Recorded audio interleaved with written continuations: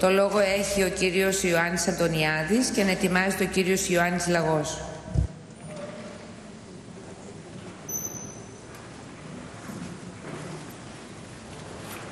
Για 7 λεπτά, κύριε Αντωνιάδη.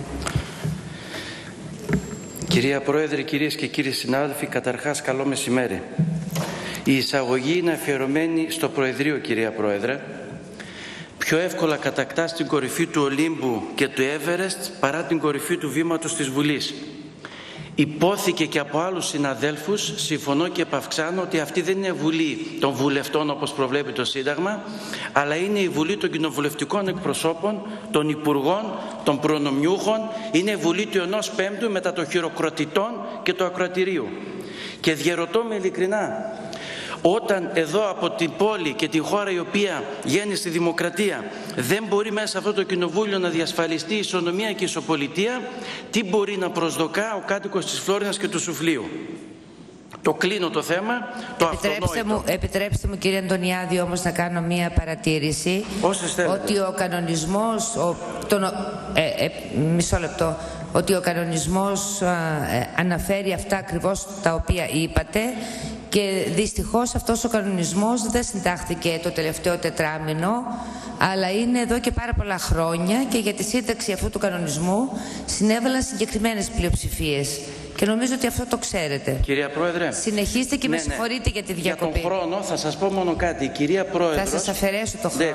Να σας πω όμως ότι ενώ δικαιούνται 7 λεπτά ή 15 λεπτά όσοι έρχονται στο βήμα, η κυρία Πρόεδρος, για να μην διακόψει τον δημιουργικό συνειρμό και σκέψη, μιλάνε επί 15 λεπτά. Αυτό τι σημαίνει? Σημαίνει ότι φημώνονται οι υπόλοιποι οι οποίοι βρίσκονται τελευταίοι στο κατάλογο. Κύριε Αντωνιάδη. Και στην δημοκρατία η απόλυτη ελευθερία του ενός συνιστά την απόλυτη καταπίεση. Κύριε Αντωνιάδη, αυτό το Προεδρείο, επιτρέψτε μου... Έχουμε γραφτεί 10 φορές στο κατάλογο και δεν μπορέσαμε να μιλήσουμε ποτέ. Επιτρέψτε μου για άλλη μια φορά να πω κάτι. Ελεύθερα, μια ακόμα αφού δεν μου αφαιρέσετε τον χρόνο. Ότι θα τον αφαιρέσω, εννοείται, ότι αυτό το Προεδρείο το συγκεκριμένο δεν έχει σταματήσει κανέναν βουλευτή, και μάλιστα δέχθηκε επιπλήξεις, γιατί έδωσε πολύ περισσότερο χρόνο σε απλούς βουλευτές να τοποθετηθούν. Ωραία. Λοιπόν, συνεχίστε και μηδενίζει το χρόνο και ξεκινάμε από την αρχή. Κυρίες και κύριοι συνάδελφοι, ποιο? Ναι, αυτό είναι το λάθος όμως. Ναι, οι πρώτοι φημώνουν τους τελευταίους. Εντάξει, αν αυτό είναι η δημοκρατία, είμαστε ευχαριστημένοι. Κύριε Αντωνιάδη, είστε δεύτερος ομιλητής, έχετε χρόνο. Κυρίες και κύριοι συνάδελφοι, ευχαριστώ για τον χρόνο, κυρία Πρόεδρε. Ζούμε πρωτόγνωρες καταστάσεις, μοναδικές στην ελληνική πολιτική ιστορία. Την ώρα που υπάρχει 1,5 εκατομμύριο άνεργοι, την ώρα που υπάρχουν 4,5 εκατομμύρια στην ανθρωπιστική κρίση, τα στοιχεία είναι από τους βουλευτές του ΣΥΡΙΖΑ. Την ώρα που υπάρχουν μαγαζιά τα οποία κλείνουν καθημερινά, μια οικονομία που ασφικτιά και ένας ολόκληρος λαός ο οποίος είναι όμηρος και αγωνιά κυριολεκτικά για το σήμερα και το αύριο, κυριολεκτικά, δεν είναι σχήμα λόγου, δεν τον ενδιαφέρει το μεθαύριο, ασχολείται μόνο για το σήμερα. Έχουμε μια κυβέρνηση η οποία τι κάνει? Φιλοσοφεί άδει, λέει ποίηματα, πάει βόλτα στις λίμνες, στα νησιά και συναγωνίζεται στη δημιουργική ασάφεια. Εάν κάνουμε μια μικρή αποτίμηση των μέτρων και των νομοσχεδίων που έχει πάρει, αναφέρουμε το εξιτήριο του ξηρού, την υποδοχή των αναρχικών στο περιστήλιο, το άνοιγμα των κέντρων κράτησης και βέβαια για το μεγάλο γεγονός της ανθρωπιστικής κρίσης τα 200 εκατομμύρια, και ξαφνικά τα 4,5 εκατομμύρια γίναν 100 ή 200.000. Ένας ολόκληρος λαός είναι όμηρος των φιλοσοφιών και των ερασιτεχνικών χειρισμών μιας πραγματικά άσχετης με την πολιτική και τη διπλωματία κυβέρνησης. Ερώτημα πρώτο. Γιατί επί 4 μήνες δεν ενημερώνεται το Κοινοβούλιο για τις διαπραγματεύσεις? Γιατί επί 3,5 μήνες μόνο λευκά χαρτιά πηγαίνουν έρχοντα στην Ευρώπη και γυρνούσαν πίσω? Και να είστε σίγουροι ότι για αυτά τα 3,5, για αυτούς τους 3,5 λευκούς μήνες, κάποιοι θα λογοδοτήσουν για τη ζημιά που έγινε εις βάρος της οικονομίας και του ελληνικού λαού. Είναι δυνατόν όταν ο μόνος σύμμαχος που είχε μείνει από την Κίνα, από τη Ρωσία, από τους πάντες ήταν η Αμερική, να σπέβδει η κυβέρνηση να θέλει να φέρει αυτή τη ρύθμιση για το ξηρό? Δεν μπορούσε να την κάνει τον Οκτώβριο, τον Νοέμβριο ή λίγο αργότερα? 3 επισημάνσεις για τον Πρωθυπουργό. Είναι δυνατόν ο Πρωθυπουργός να ομολογεί μετά από 3 μήνες ότι έκανε λάθος για το πιο κέριο πόστο, έκανε λάθος και έβαλε το πιο ακατάλληλο πρόσωπο σε αυτό το κέριο πόστο? Αντιλαμβάνεται η κυβέρνηση τι ζημιά έχει γίνει στον τόπο αυτούς τους 3 μήνες? Και βεβαίως αντιλαμβάνεται και ο ίδιος ο Πρωθυπουργός ότι ο λαός αρχίζει πλέον να αμφιβάλλει για την κρίση του Πρωθυπουργού να επιλέγει συνεργάτες. Επισήμαση δεύτερη. 40 μέρες από την 20 Φεβρουαρίου ο Πρωθυπουργός ομολογεί ότι έκανε λάθος αυτό που το επισήμανε αντιπολίτευση σύσσωμη, ότι πήγαινε για να πάρει χρήματα χωρίς συμφωνία, πήρε συμφωνία χωρίς χρήματα και ομολογεί ότι έκανε αυτό το λάθος. Επισήμαση τρίτη. Είναι δυνατόν, κυρίες και κύριοι συνάδελφοι, ένας πρωθυπουργός ο οποίος δεν μπορεί να συγκρουστεί με 2-3 βουλευτές του οι οποίοι τον αμφισβητούν ανοιχτά? Ένας πρωθυπουργός ο οποίος δεν μπορεί να αλλάξει ένα λάθος πρόσωπο σε λάθος θέση? Αυτός ο πρωθυπουργός είναι δυνατόν να συγκρουστεί με ντόπια συμφέροντα και κατεστημένες νοοτροπίες? Ή πολύ περισσότερο αυτός ο πρωθυπουργός μπορεί να συγκρουστεί με τα ξένα συμφέροντα? Είναι ένας πρωθυπουργός άβουλος, άτολμος, ανήμπορος, ουσιαστικά είναι τροχονόμος σε συμφέροντα πολιτικά και οικονομικά.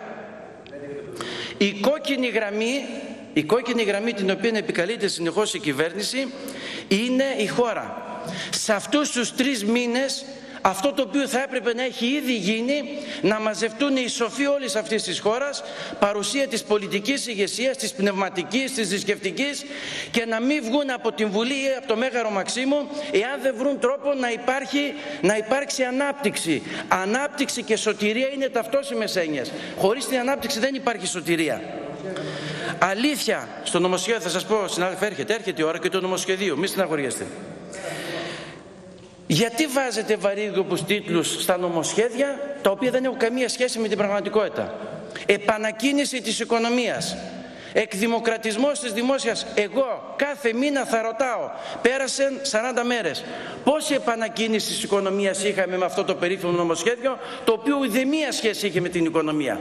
Κάθε μήνα λοιπόν θα ρωτάω πόσο εκδημοκρατισμό έχουμε και πόση επανακίνηση της οικονομίας, η οποία βυθίζεται στην ύφεση.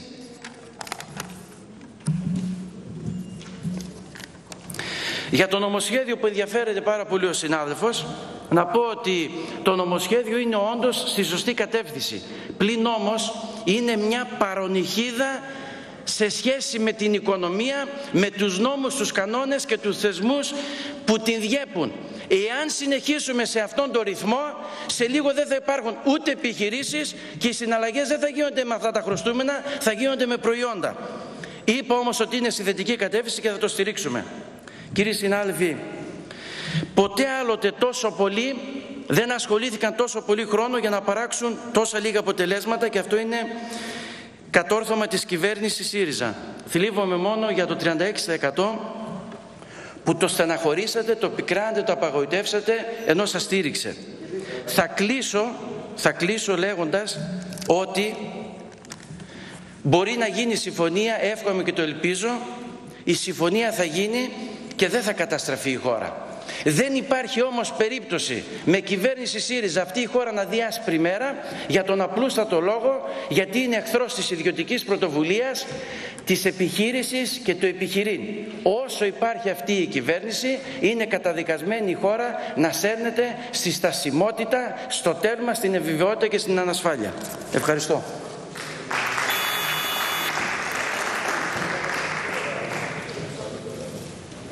Ωραία. Πριν να δώσω το λόγο στον κύριο Ιωάννη Λαγό, θα ήθελα να προτρέψω τον αγαπητό συνάδελφο τον κύριο Αντωνιάδη και να του πω ότι τις επισημάνσεις που έκανε από το βήμα της Βουλής σήμερα στη συζήτηση του παρόντος νομοσχεδίου σε ό,τι αφορά τον κύριο του Πρωθυπουργό, μπορεί να τις διατυπώσει ως ερώτημα με τη διαδικασία του κοινοβουλευτικού ελέγχου στον κύριο Πρωθυπουργό, στην ώρα του Πρωθυπουργό, για να πάρει και απαντήσεις. Νομίζω ότι πρέπει να γίνεται χρηστή χρήση της δυνατότητας των βουλευτών που τους δίνεται από το... Δεν έκανα λογοκρισία, έκανα προτροπή, κύριε Αντωνιάδη. Κύριε Αντωνιάδη, προέτρεψα και υπενθύμησα ότι έχετε αυτή τη δυνατότητα. Λοιπόν,